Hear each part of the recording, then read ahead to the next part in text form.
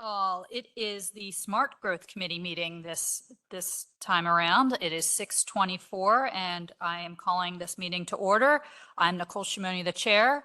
Lisa Dorsey is not available this evening, but I am here with my cohort Bernie Flynn, and we will get started. First item is the comments, suggestions, petitions by residents in attendance regarding items not on the agenda.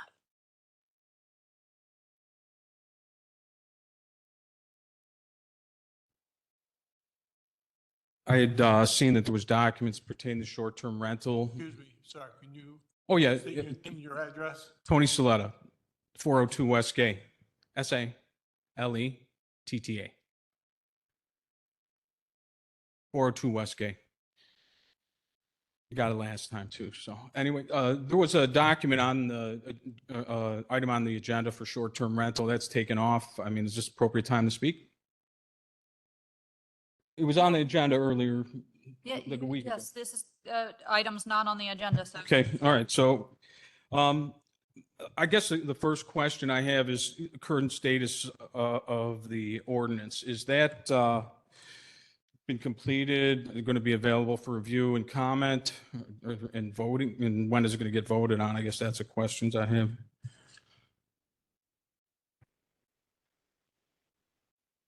the hearing is August 21st. It's the 112 ordinance, I guess. It was the one where it changed to 1,000 feet from 500, and there was some changes as may and shall and stuff like that. That was on last month's agenda, and so double check the date I'm about to say, but I think it's to be, the hearing will be at the August, before the August business meeting, which I think is the 21st. So check those dates. That'll be the date it'll be open for comment as well. Yeah, at a Public. hearing, anybody can provide comment, and Right. we typically have to wait 2 months to do zoning hearings because of rules about Right. getting the county input. So that's why it takes an extra month. Okay, if I may, I'd like to continue. You know, I want to speak to what I believe is kind of important in how we view our community. And smart growth, I think, is something we want to do well. And I agree that the borough is involved in that too.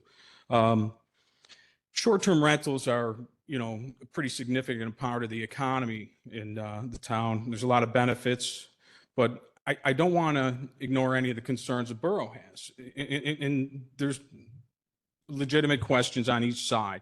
So if I may, I'm just going to kind of review what I think are some of the things that you folks have spoke about. You know, there's a concern about the number of rentals in town. We'd like to be more owner occupied, I think, is part of it. And I think that's a good thing. You know, and I realize that a lot of that growth you can't control because it's property owners and it's people who own these and they want to develop in different ways.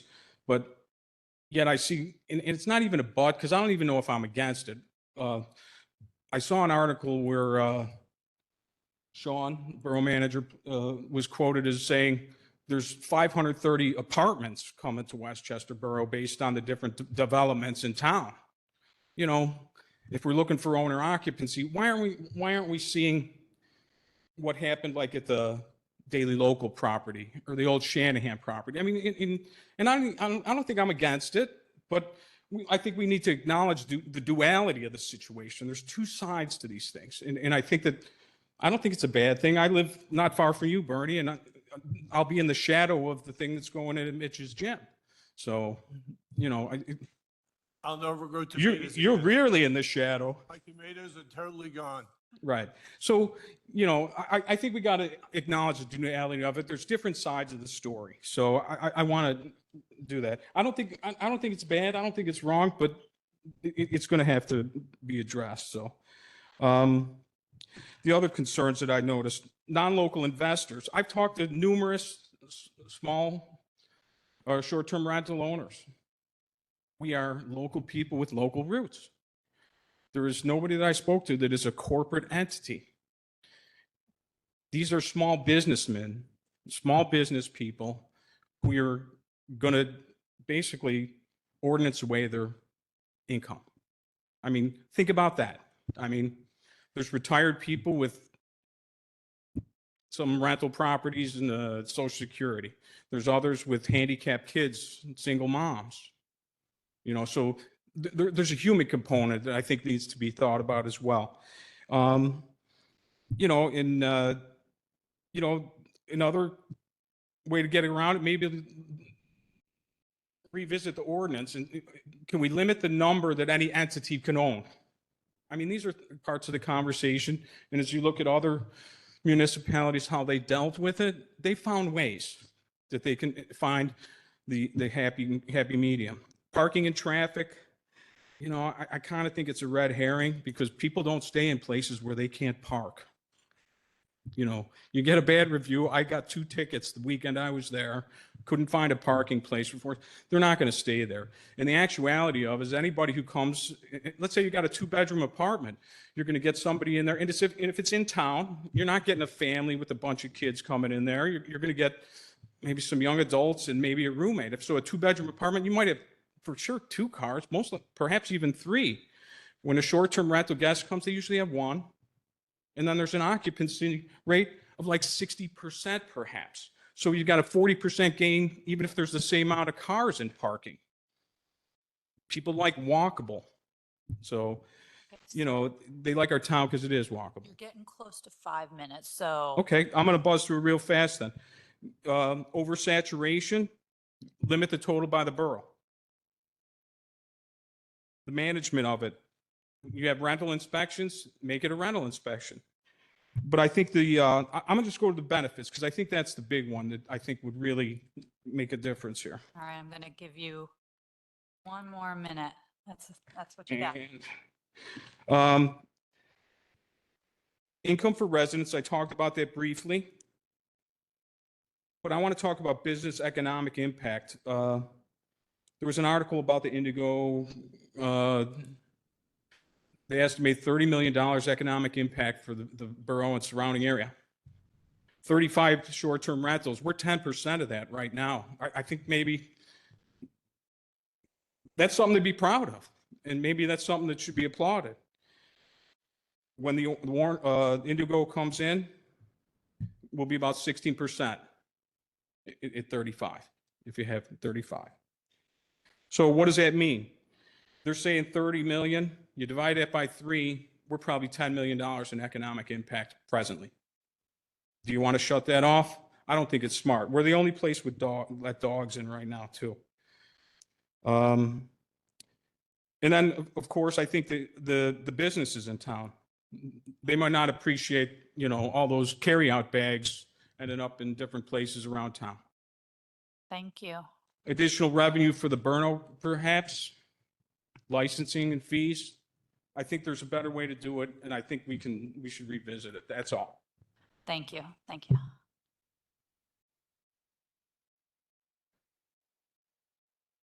Other comments, but suggestions from those in attendance regarding items not on the agenda? Okay. Oh, yes. Hi, Alex Siegelman, 975. You ran through your name. What's your name? Alex Siegelman. Siegel? Yep, Seigelman. Got it? 975 West Town Road. West Town Road. 975 West Town Road. I guess it's just outside. Am I not allowed to? I mean, I'm still a Westchester resident, so. Okay, well, where's the delineation between? Okay, all right.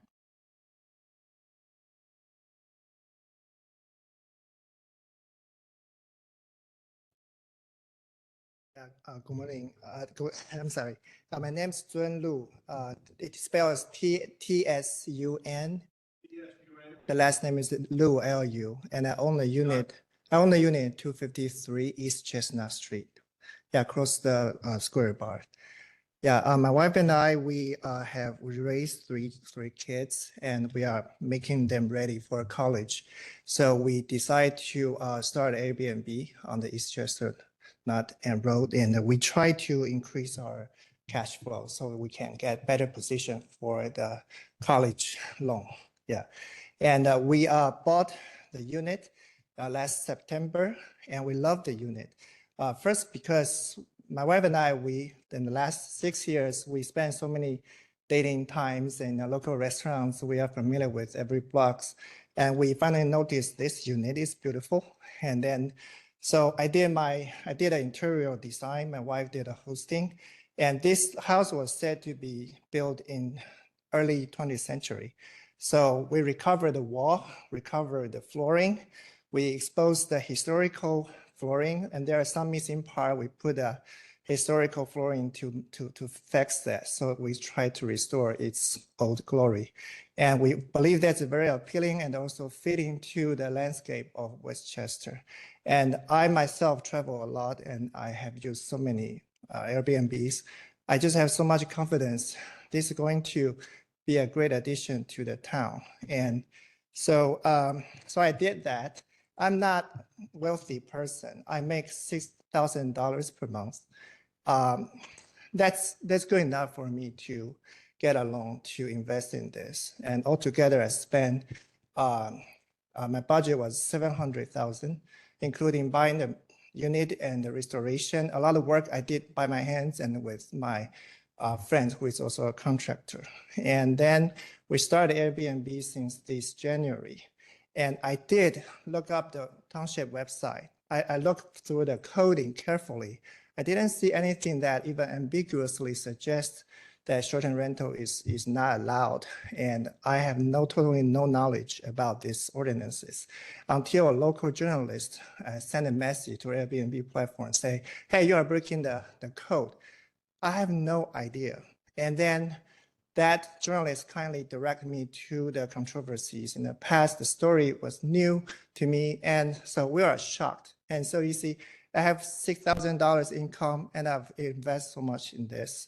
And then I have to make income to pay the mortgage. And also, in order to be a responsible Airbnb owner, I provide parking validations to our customers since the Chestnut garage is nearby. I invite all my neighbors to have meals in our house to see the interior design work we have done. They love it, and they want to bring their friends to use our Airbnb because they see we are an addition to the community. And we raise very high standard to the house rules, and our charges is about $375 per night for entire unit with 3 bedrooms and a very nice backyard. And so that, Mr. Liu, just so you know, you got a minute left. okay, that filter our customers. So they are very decent. We have celebrity checking, and they are not bad people. And also we have extra garbage. We bring it to the Eldridge Waste Management. So I don't know why this is considered a bad thing to do. And if the township give us a law to keep, I'm so ready to comply with the law. Just give us a law to keep an ordinance, something we can work with the other part of the community. Thank you. Thank you. Any other comments, suggestions from residents in attendance?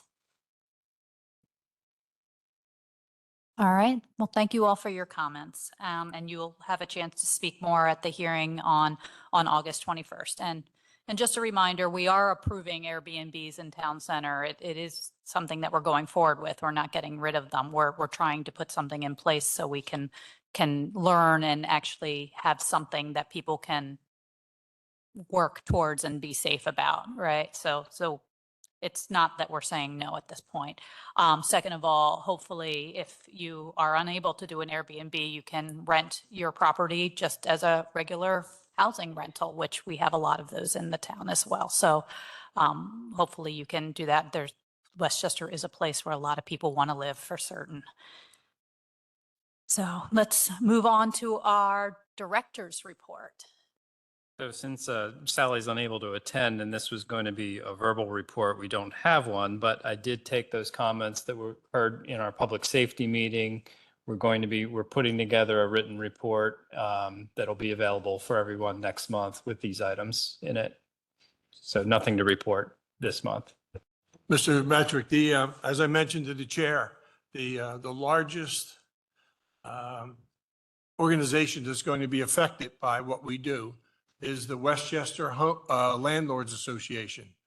And I mentioned to the chair that those members or the president should be invited to the table because if we start enforcing different things, it won't be a surprise to them that it's happening.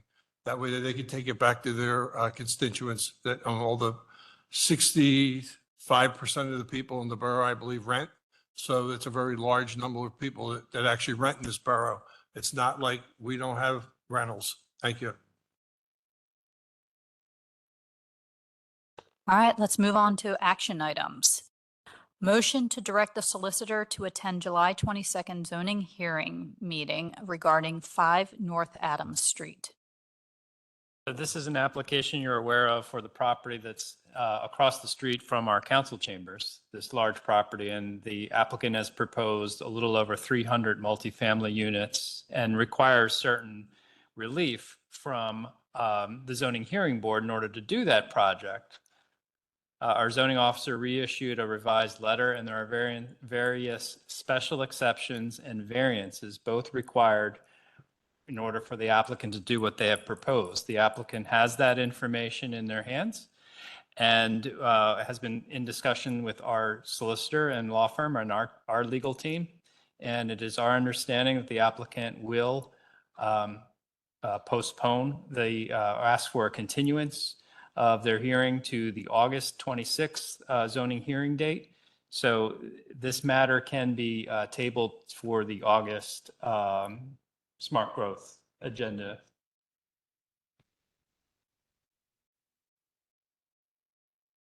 Okay.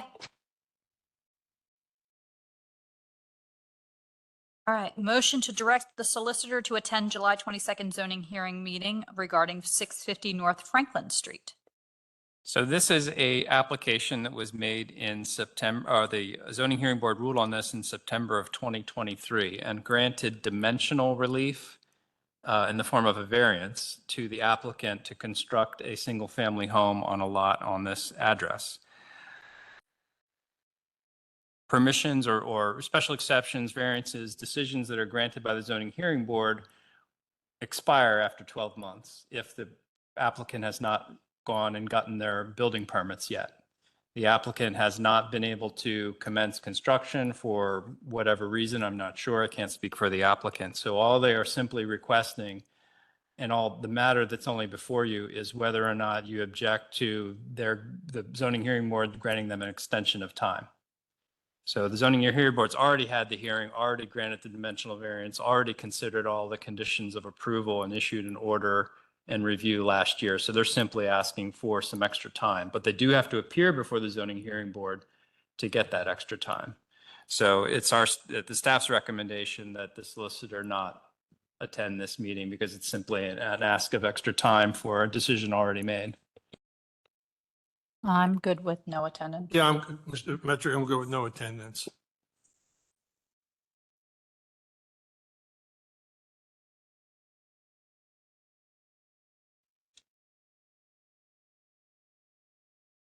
As long as definitely A is tabled to next month, because if for some reason that doesn't get tabled, I want her there.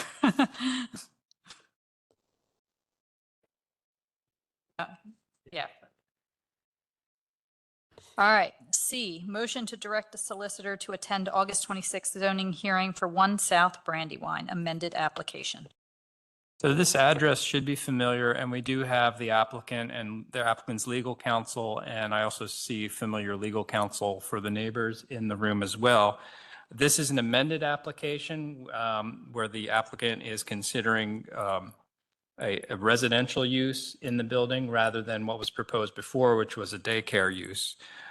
So what is before council is a decision to direct the solicitor to attend the August 26th zoning hearing because they can't make the advertising deadline to make the July 22nd zoning hearing for this amended application. This is a different a different use is being proposed. Mr. Jennings can certainly, I think, would want to speak, but legally, we still think that the applicant needs relief in the form of, and it's up the applicant's choice on how to argue this, but they are going to be, by proposing a residential use in that building that we're now very familiar with, they would still have two principal uses on the lot. So they would have to assert and that their non-conforming use as a print shop was not abandoned, and therefore they can continue to have two principal uses on the lot. They would still, I'm just mimicking what Kristen has told me. So they would still need to get a variance to comply with the parking section of our zoning code. So there'll still be argument made before the zoning hearing board in order to get some relief. This is not a by right application, but it is a different application, totally different use, totally different impacts. So that's what's before you to consider. Well, sorry, you guys want to talk? Come on up.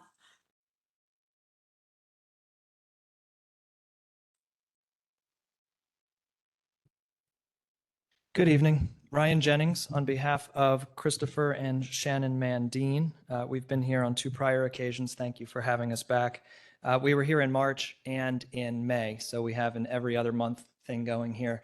But since that time, since we last appeared before Smart Growth and Borough Council, we have pivoted and changed the nature of our application, as Mr. Metrick has indicated. We had previously pursued a commercial use for this accessory structure at 1 South Brandywine. We are now proposing a residential use. We took a lot of feedback, some criticism, some concerns were raised, and ultimately my clients have decided to pursue that residential use of that property. In doing so, we feel as though we have at this point in time more support from the borough, more support from the adjacent and nearby property owners, and we are committed to using this space not for student rentals, not for student homes as defined by the ordinance, and not for short-term rentals or Airbnbs as we were just listening to. Most recently on Friday, July 5th, we amended our application. That's what's being projected here in the room this evening. It's a further amendment to our pending application and appeal to the zoning hearing board. We anticipate and are scheduled to appear before that zoning hearing board at the end of August, on August 26th, at which time we will be making our case, which I'm not interested in, getting into tonight in the interest of brevity here. But we will be putting on our case at that time, seeking relief to use this accessory structure that, again, is between 900 and 1,000 square feet in area to be occupied by 1 to 2 people. We do require, whichever way or however we choose to characterize this use, whether it's an accessory dwelling unit or a second residential dwelling, we will require parking variance related relief. We acknowledge that and we're prepared to put on that case. So we do, as mentioned, believe we have the support of the neighborhood at this point in time, the HOA. We do believe, in speaking to various borough professionals, that we do have more support for this application than we had over the course of the previous 4 months. So the ask here, and I know Finton McHugh is here on behalf of at least one of the neighbors. The ask here this evening is to have the borough, through the Smart Growth Committee, followed by Borough Council, support this application. We have taken the feedback to heart. We have pivoted in such a way where it's not as profitable of an endeavor, it's not as desirable of an endeavor, and that's not the concern of the borough. I fully understand and appreciate that, but my clients have thankfully taken all of this input and changed the nature of the ask of the zoning hearing board. And I think everyone would agree that we do want to see a viable use for this accessory structure. At present, it is an eyesore. At present, we want it renovated. We want it properly utilized in a safe, reasonable manner. So the ask tonight is for Smart Growth to not only not oppose or send the solicitor for purposes of opposition of the application, but to overtly support this application. I think it's good for the community. It will provide for a more affordable housing opportunity for 1 to 2 individuals, where housing in this borough is at a premium. So that's all I have this evening. Thank you for listening.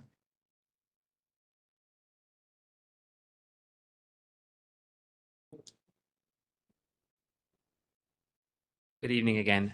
Fintan McHugh for Maddie Siegfried. She's again the owner of the 2 adjacent properties.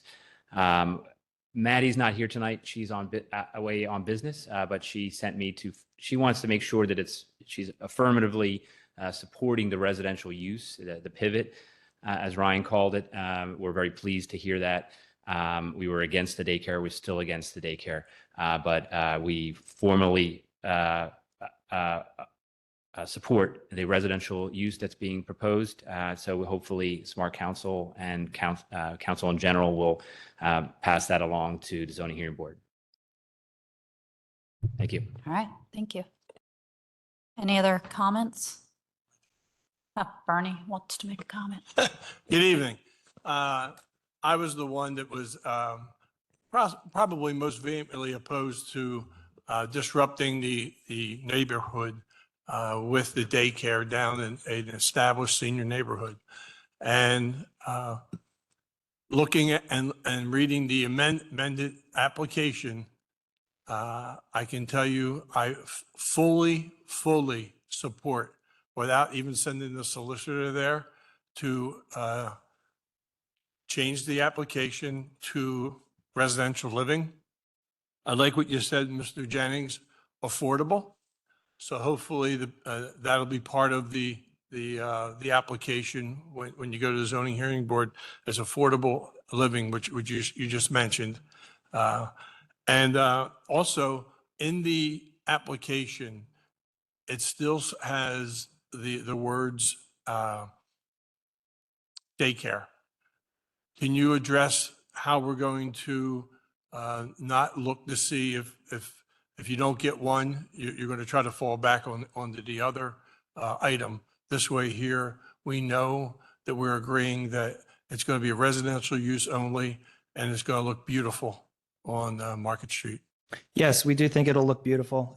We do think that it'll be occupied as soon as it's ready, assuming an approval. As far as the daycare, it's a fair question, it's a fair concern, and it's one that I too received from Mr. McHugh on behalf of his client upon receipt of our further amended application. My clients have 100% intention of pursuing a residential related application. I left the daycare component in the pending application before the board because there is a significant period of time, July 5th to August 26th, in which things can go wonky. And I didn't want to lose the benefit of all of the hard work that we've poured into this application process over the course of the past 3 to 4 months. So it does remain pending as we stand here this evening, but it will be withdrawn at the Zoning Hearing Board on August 26th. I can assure you of that, assuming that nothing changes from the borough's perspective, nothing changes from the neighborhood perspective. I intend on August 26th to present close to zero evidence or testimony as to the daycare use. I will, and my clients will not pursue any daycare related relief that evening. That I fully anticipate abandoning, or withdrawing is probably the more appropriate term, that component of this pending application at that time. Appreciate your comments. To Mr. Metrick's point, just to follow up on it, the hurdle when you go to zoning hearing, okay, which is totally different than the borough. They're the independent body that makes rulings. In the event that the ADU, the accessory dwelling unit, the requirements there, as Mr. Metrick mentioned tonight, is that the owner should live on the property and you should have at least one parking spot for the ADU. As I mentioned, this is a brand new ordinance that we have. And this is the first time someone's coming to us, ask us about the ADU. And immediately, as Mr. Metrick mentioned, we're asking to change for the variances right away. So are you prepared to comment on that? Yeah, briefly.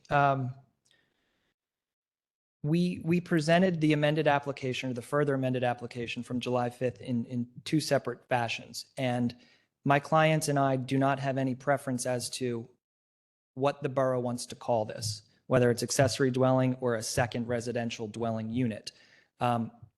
Given the, my familiarity with the borough and its codes and the passage of that ADU ordinance last fall, I saw that as one potential avenue.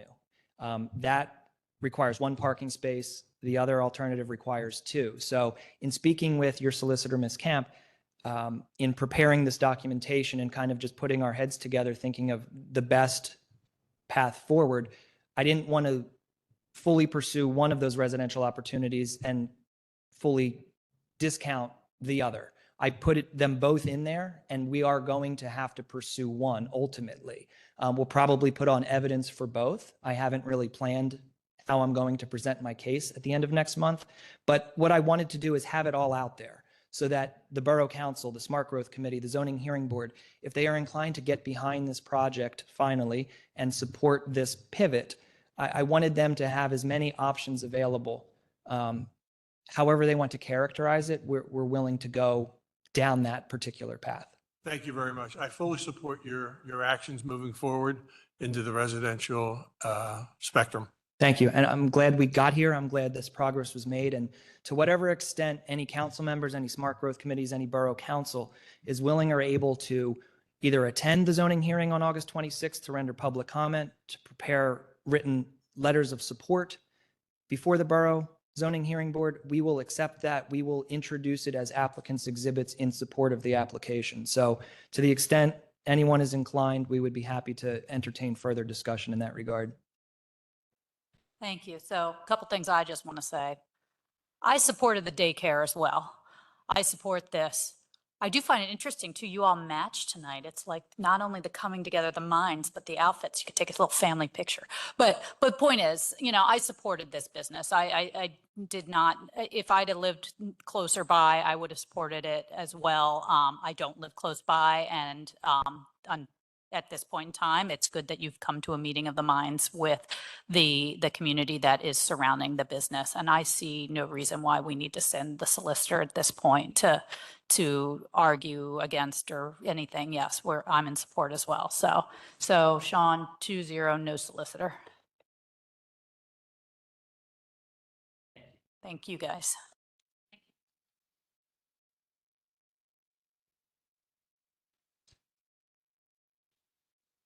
All right, motion to approve amendment to Chapter 112 zoning, parking space requirements, and schedule a public hearing for September 18th. Okay, a draft was lately published to our website. We got that back on Monday or Tuesday of this week. So that's on me. I got to get things started a little sooner with our solicitor when we're asking for drafting ordinances. So, and I believe we can confidently get this ready for next week to not delay this any further. But you do have a red line version that takes the recommendations from the Planning Commission, puts it into ordinance language that would affect the subdivision land development ordinance for the definitions and design of stacked parking, and then specifically the parking required for multifamily proposals with more than 12 units. Mr. Esty is going to talk one more time with Mr. Cherry about some two general comments he had. One is that it's really not necessary to put accessibility standards in your zoning code because the state already requires them. You're better off just being silent because you don't want to be out of tune with whatever the state does in case the state moves the needle. And you just don't want to get in the middle of those kinds of regulations. And the other thing he had was that the zoning ordinance does define the term housing for older persons. And so using gross floor area to determine the number of spaces that would be required seems inappropriate. So those were Tom's two comments that he's going to work out with Jim Cherry in terms of what the Planning Commission recommended. And I expect you to have a, final red line version shortly this week, so we can be ready to take some action on this next week. The only thing from the staff side looking at this, and maybe we're a month late to this, is Ramsey and I were both talking about this, thinking that having stacked parking is a more efficient use of space underneath, as long as it's hidden, it's underneath a multifamily unit. And the two spaces are for a particular unit, and the two people that live in that unit can move their cars in and out to make it work. Why would we want to not do that? Because that's a more efficient use of space for cars. That was our only thought. We neglected to bring that up last month, but that's something we want to just call to your attention. Thank you, Chair. Mr. Metric, we sat through the, listening to the Act Committee the other night about Mr. Travis talking about for the first time you see things and the second time you see things, this redlining, if we won't have enough time to look at, to his point, Mr. Travis's point, if we're going to look at it and vote on it on Tuesday at the work session, this is exactly why Mr. McGinnis and Mr. Travis had this conversation during the Act Committee, because the rest of council, they won't see this at all because they won't have previewed it prior to the meeting. So, you're thinking that everybody's going to read over the weekend. Good luck.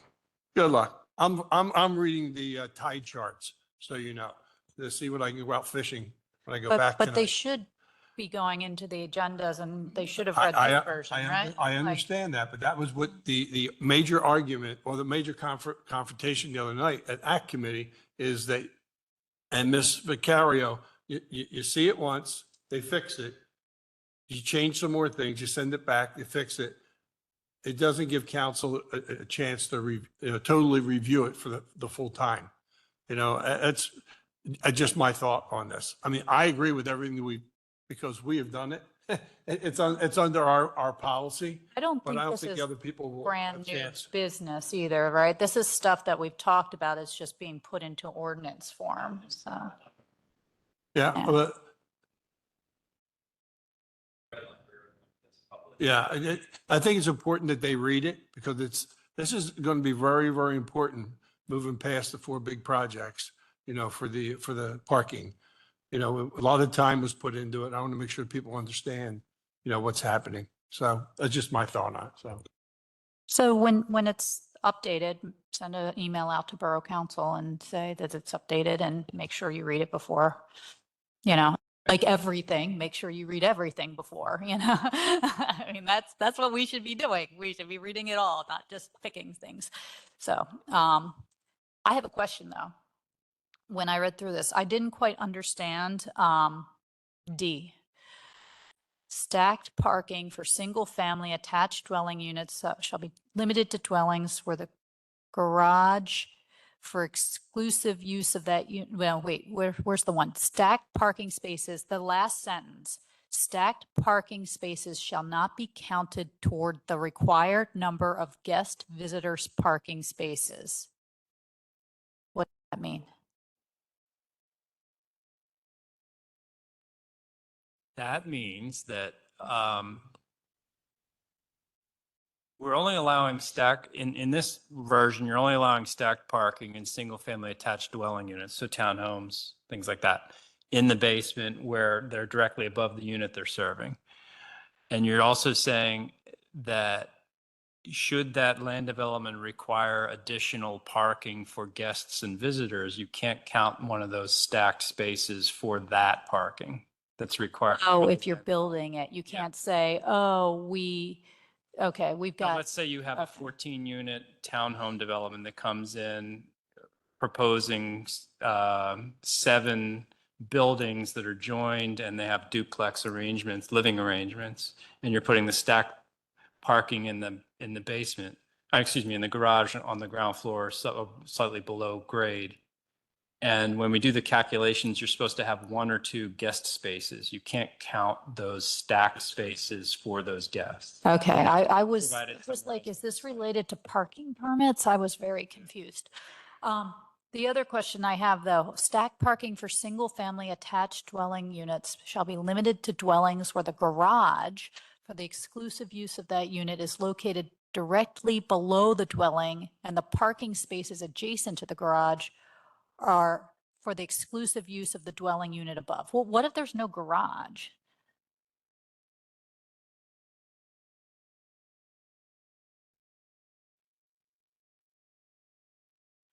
Okay. Oh, yes. All the homes across the alley from me do not have garages, but they stack parked. So that would mean if they were being built today, they would not be allowed to have stack parking?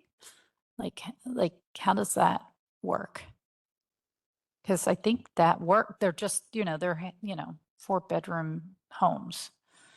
So I'm not sure about having to have a garage, that situation. I feel like that's,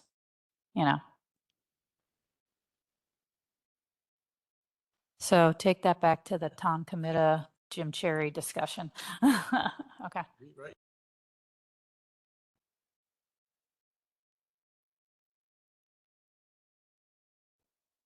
Otherwise, I'm excited to see it moving forward. Yes.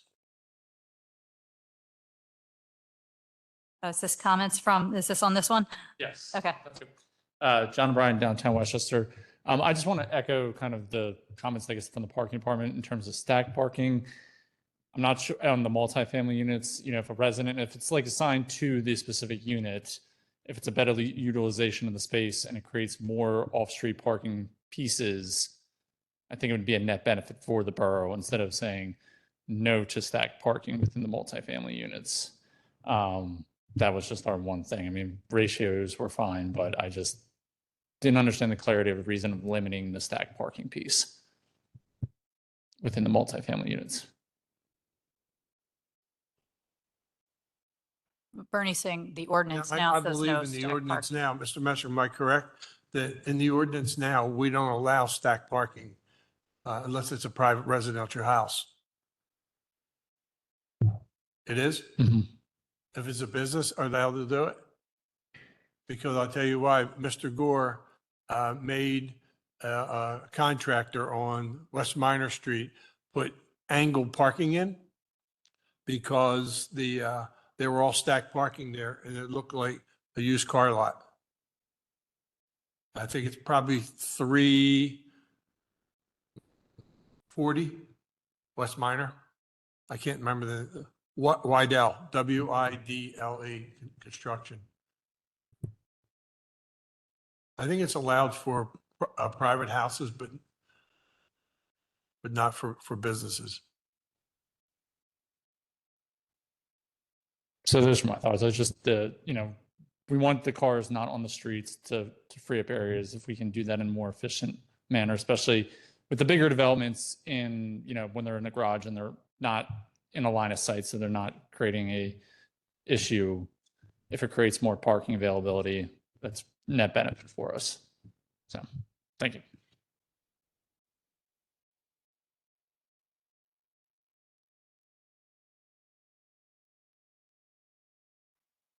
Thank you for raising your hand. Come on down, Mayor. Today, I did talk to one of our local developers and in his plan for the apartment buildings for 2-bedroom apartments, they're the only ones that are allowed to have stacked parking. You have a 2-bedroom apartment in a new apartment building he's building, and that does count under the new regulation that we are pushing through. Bernie, you just blocked the mayor. Stack parking is, oh. stack parking is currently allowed. You can't do any more than a 2-car depth stack, if you're following me. Right. And you can do them in non-residential uses, single-family detached dwellings, single-family attached dwellings, and multifamily residential. So you have stacked parking standards right Yeah. now. Yeah, there you go. Thank you. Sorry, Mayor. All part of the same conversation. It's no problem. But the only thing I was going to say is 2 things. One, that we've looked at this for at least 2 prior months. I heard you say we hadn't, but we have. It's been on at least 2. So this one makes the 3rd month. And secondly, so it's been a part of the conversation. It's definitely all business. But secondly, the primary conversation that took place last night wasn't about new versus old. It was about the structure of the agenda, and that was between Brian and Sheila, and that was a lot of the conversation. It did not have to do with reading things too quickly or seeing it too quickly. That was part and parcel of a bigger conversation of structuring the agenda, so things did not get thrown at you, so to speak, to your point. But this has been a part of an ongoing conversation and needs to be moved on. That point, Mayor, I agree with you. It seems that every time that we bring it to the floor, the smart growth, there's changes to it that make it a totally new document. So I just want to make sure that people that aren't on the committee actually take the time to read it so they Right. understand what's going on with it. We have responsible council people, councilmen. Thank you, Mayor. Yeah, you're going to have to take away some of that fishing time and just read everything. The tide charts, it's high tide right now. All right. Okay, so how do we vote on this or do what we need to do on this? So first of all, I guess, any more comments from the residents in attendance? Okay, so Sean, and like, because you have to make a couple tweaks, do we still move it forward that we want this to go on the agenda for approval with tweaks which come its way? Yeah, okay. Exactly. I think Okay. if I'm reading you both correctly, you want to see action taken, and we have a few more things to take care of, minor things to get done before now on Friday. Great, okay. Next one, item E, motion to schedule hearing for ordinance amendment to chapter 66, housing and property maintenance for August 21st, 2024. This is a companion ordinance to zoning amendment that the county is reviewing for all the provisions that create because it's in a different section from zoning to create the need to get a license permit or if you operate a short-term rental and all the conditions that are applied to that. This is nuts and bolts, but the bolts in this area short-term. Okay, because I was wondering why, like, I didn't see the 1,000 feet that we talked about and that stuff. 1,000 feet is the zoning amendment, which is chapter 112, which we did last month. So we're teeing this one up so we can have these two hearings on the same night in August. Okey doke, great. I think Bernie's making like thumbs up comments over to the side of me, so I think he's good too.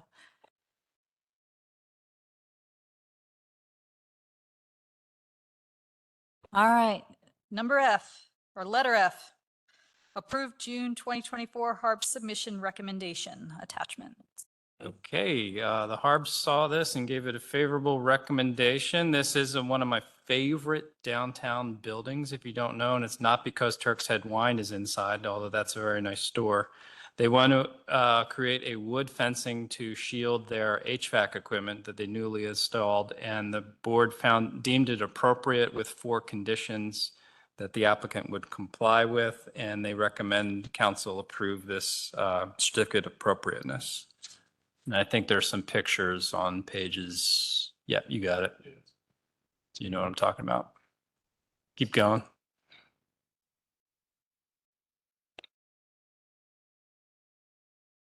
Any questions? No. No, we're good. We're good. 2-0, keep going. It's the view back out to Church Street from Yeah. the northern side of that lovely building.